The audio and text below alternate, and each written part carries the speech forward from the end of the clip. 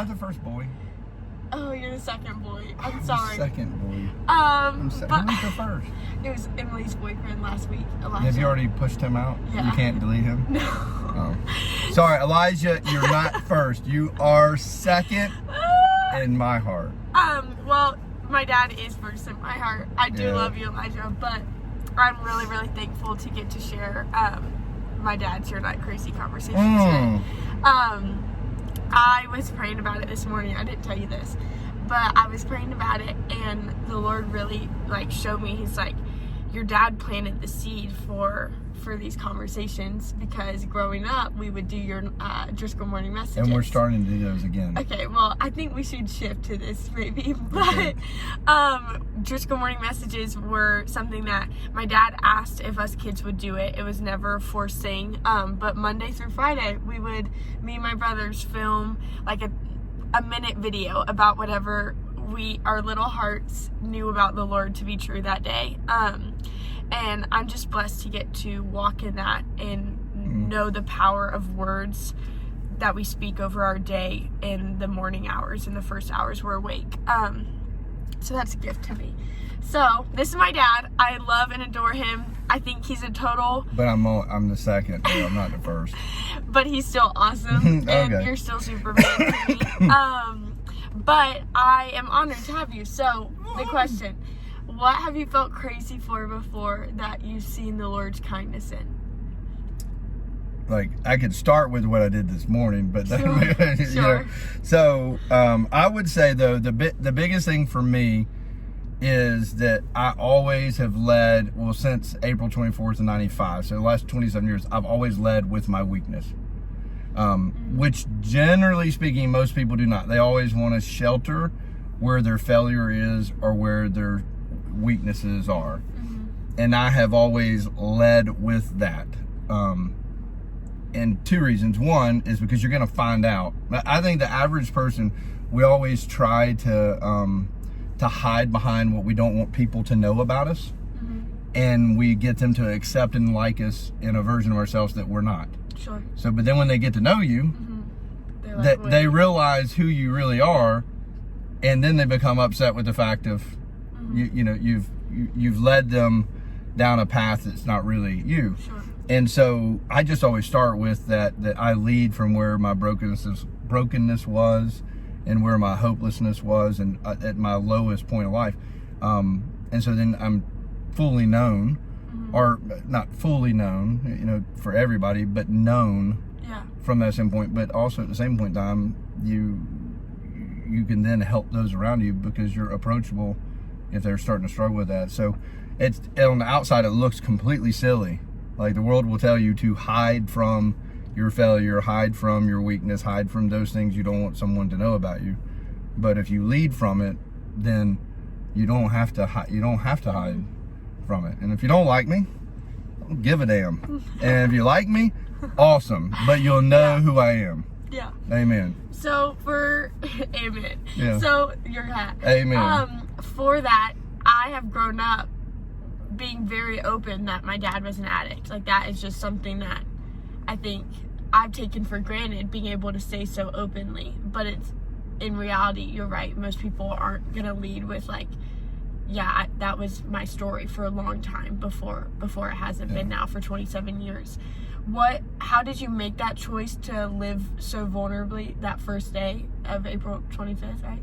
24th, sorry. 95, it's all right. How did you make the decision that day to live vulnerably, and what has that meant for you since then? Well, I didn't make the choice. I didn't want the no one wants to do that. Sure. Right? But one of those old timers or old farts or old whatever you want to call them, I guess I'm one of them now. And apparently I'm the second. I'm not the first. So anyhow, when one of the first AA meetings that I'd ever went to was first, second, third meeting, we call them old timers just because they've been around the rooms for a while, not because they're old. It's just they've been there before. You're following those that went ahead of you. And after he scolded me in the beginning of the meeting, basically told me to sit down and shut up and listen because I didn't have anything to say that he needed to hear. Kind of hurts your feelings, pride. But he was right. And so when I sat and I listened at the end of the meeting, he walked up to me and really encouraged me, like, you're here. You did the right thing today. So if you want what we have, we'll give it to you free with one condition. And it's that you got to give it away every day. And so, because if you don't, there's no way you can keep it. Yeah. And so it was taught to me. It was counterintuitive to everything that I knew up to that point, because I hid from everything that was painful or weakness or nasty and dirty. And now I just lead with it. The problem is, generally everybody's going to say, oh, that's really great. That's what I want.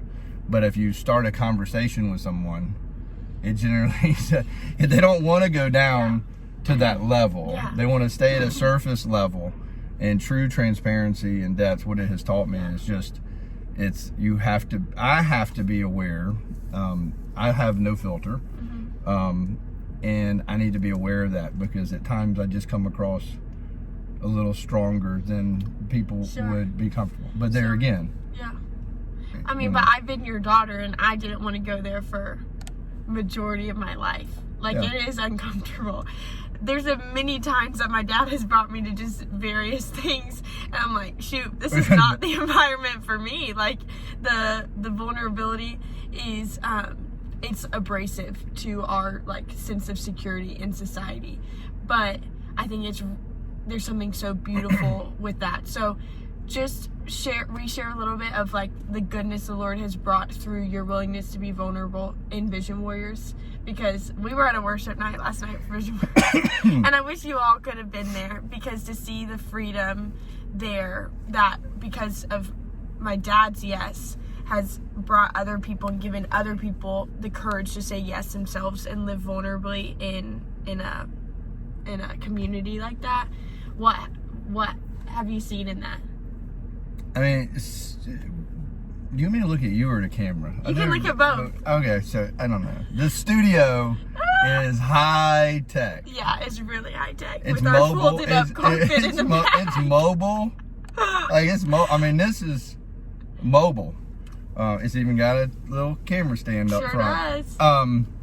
So the goodness that I've seen because of my yes, or because of what? Yeah, like what? How have you seen the Lord's goodness in something that was so initially just hard? Yeah. So, I mean, you know, as of this morning, you know, just if you just wind back, just in the last like 24 hours, right? Rather than 27 years. This morning I got to induct into my Rotary Club the second guy that's openly associated with me in recovery. Okay. Right? So he is accepted and known and appreciated to be pulled in to our Rotary Club. At his truest self. At his truest self. So he doesn't have to, he may not be saying that to everybody in the world that he comes in contact with, but he knows he's sitting next to the mayor, he's in there with the police chief, and, you know, all these individuals that are helping move a city, and he's fully known from his darkest of times. That's awesome. And it's like, look, if you're accepted here, then you can be accepted anywhere. But that's because they came and they served. And so it's through environments and through the goodness of God just providing opportunities for him to engage that way. And so I looked over at my other buddy who was sitting next to the table, and I'm like, hey, that's two of you now, right? Like, two Vision Warriors are there in that club and don't have to worry, like, is someone going to find out of what I did in the past? Yeah. Right? They're there to serve and to give away what's been given to them. And that's what the most beautiful thing to me is, what was given to me 27 years ago with that condition of, we'll give it to you, but you have to give it away every day, is like, I get to see it. In his acceptance today, they were asking him, why do you want to be in Alpharetta Rotary? Yeah. And his answer was to be able to serve and to give away what has been given to me. So when you see that, it's like that came from an AA meeting from a guy that scolded me. Yeah. Right? Told me to sit down and shut up over 27 years ago. So like that little piece of what could be, like, if he would have said that and I would have taken it away and never applied it and just stayed sober, then hey, that's great. But just not doing drugs is not that's not an epic life. That's just boring ass life, just not doing drugs. Like, that's not my pinnacle. And the goodness that God has showed me is not just staying sober, is living and being free. Yeah. And like today, just seeing that, I mean, that's just one little example. You don't, your show's not 2 hours long, or we could go through a list. I mean, I could read the text that we had from guys last night. Just the one though that really was great last night was I just want to read it, because this is the goodness, you know. So people think of treatment programs and all those kind of things. They never think that someone would call it home. And it might not load out here. It may not. But Zach, but the point being was, when he looked at his Facebook post last night, it was not going to load here. His Facebook post last night was talking about how wonderful the experience was, and like how honored he was that they came to his home. Like, look at what happened at my home last night. Yeah. Right? Like, he was so proud that they came to where he lives. And he doesn't call it a play. Yes, it's Vision Warriors, but it's a community of men that are choosing to live together and seek the refuge of Christ there, and be held accountable. And so it's just like, there's so many pieces like that the good shows up through the ugliness of it. You know, you gotta it's like when you look around the room, and from the guy that was videoing last night, it's like he was just digging what he was doing. And if you looked at his earrings and his tattoos and all that, you would think that he would not want to be.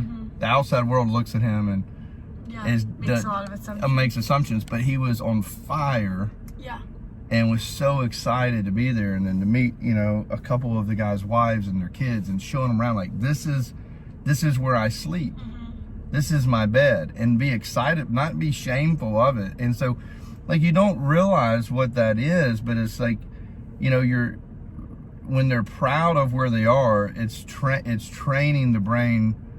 Like, this is at some of their lowest point. They're in a Christ-centered, you know, recovery home, sober living home. You know, we're just a home. Everybody wants to call us something, but we're a church that just provides support for those that want what we have, right? And awesome.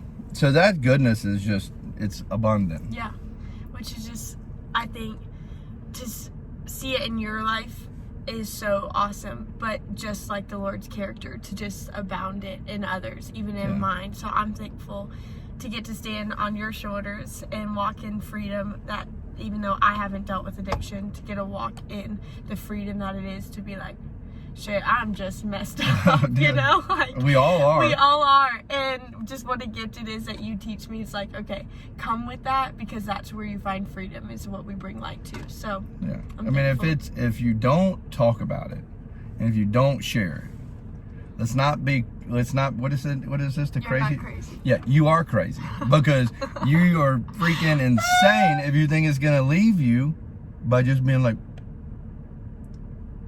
I close my eyes, you open up, it's still there. It's like, it ain't gonna leave. Yeah.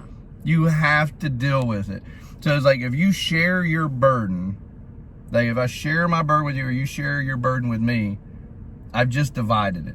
Yeah. I don't have to carry all of it by myself anymore. You're carrying some of it.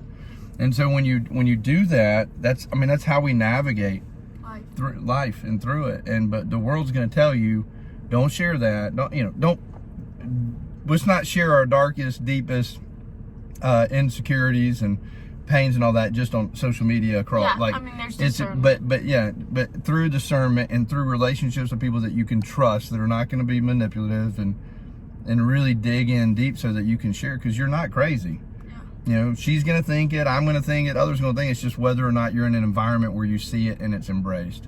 And if you've never been there and seen that, I'd encourage you to find an environment where the crazy is embraced. Yeah, it's pretty awesome. Because then it's like true surrender. When you be in a room like last night where you get true surrender that's there from utter brokenness. It's like, it's a joy to be around. That's pretty awesome. Well, we love you. We hope you have the best week, and you're not crazy, especially when we acknowledge we're all a little But crazy. you are crazy if you don't acknowledge that you're Yeah. crazy. Yeah. Because that there is pretty crazy. Yeah, there's freedom in it and bringing So life. find the freedom. Yeah. We love you. Have the best week. See ya.